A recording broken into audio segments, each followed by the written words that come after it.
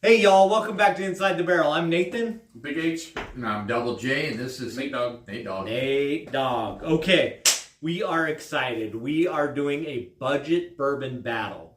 In all the Facebook groups and the blogs and the other influencers, since we're influencers. We're influencers.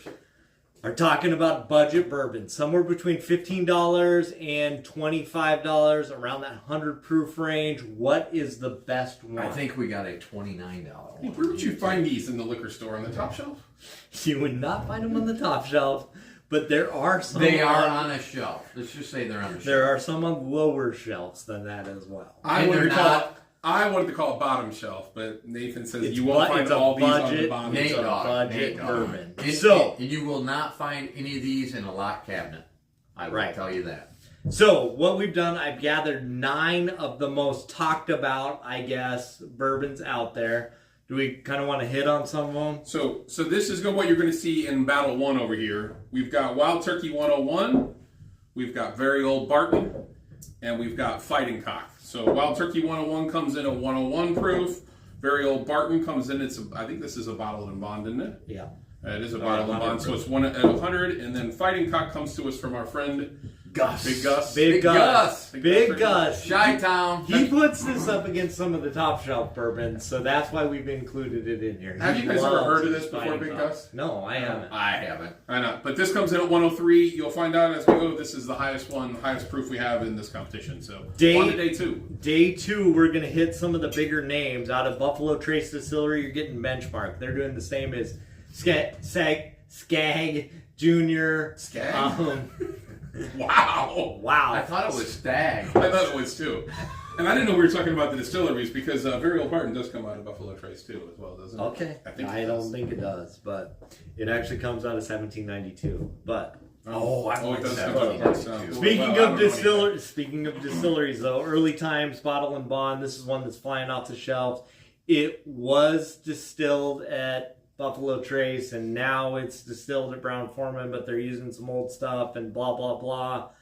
I don't know. The internet loves this. We'll see if it can hold up for us. JTS Brown didn't know a lot about this until I sat at a bourbon bar, and the guy's like, "Oh, that $50 bottle there is as good as this $20 bottle here." We'll see if he was right. John, what are we going to see on day 3? Well, we got Evan Williams, bottled and bonded. I think I've got this on my shelf. You guys got it on the shelf? I know Big H does. You got it? Yeah, I think it's going to be a very strong This is contender. the internet favorite right here. I think this is going Price to be a point, contender value. right here.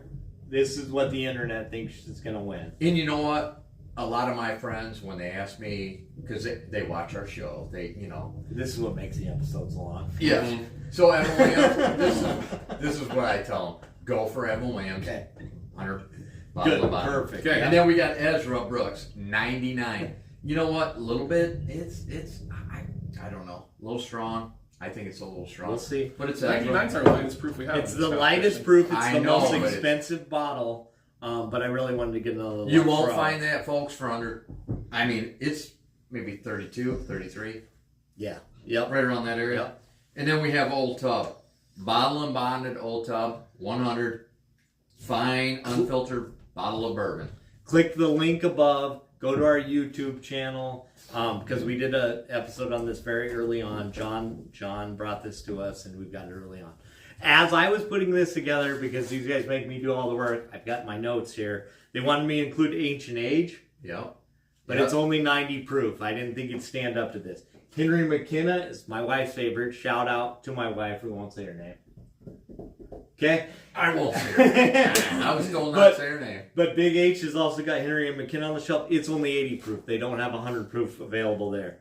Old Granddad Bottle and Bond. It's a high rye mash bill. But we already did that for Grandparents' Day. Again, check out previous episodes. We did the 114 proof for that, so didn't think we could include it in this. Rebel 100 is a weeded mash bill, just didn't have room for it. J.W. Dant, heard a lot of similarities between that and the JTS Brown, so I just picked this one.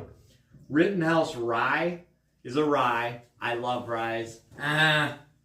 So, rye against these bourbon mash bills, we didn't make sense. And Mellow Corn is a corn whiskey. I think it's such a great bottle. We're going to do an episode on it later this year. John despises it. Big H will do whatever. I'll drink whatever.